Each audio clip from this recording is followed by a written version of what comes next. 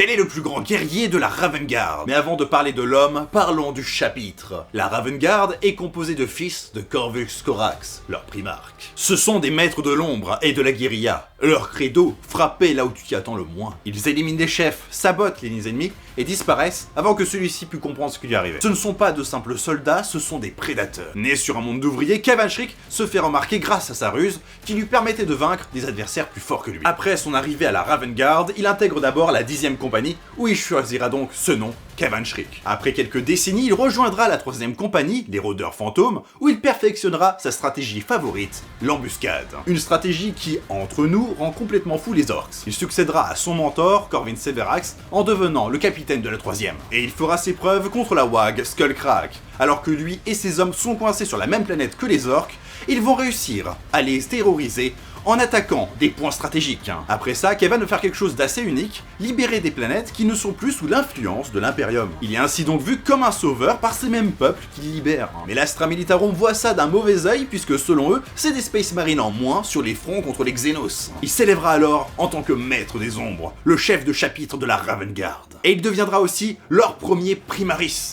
Mais alors au sommet de sa gloire, il doute car son chapitre est à l'agonie. Mais il est sûr d'une chose, le prochain maître de chapitre sera celui qui sauvera l'héritage de Corax, leur primarque.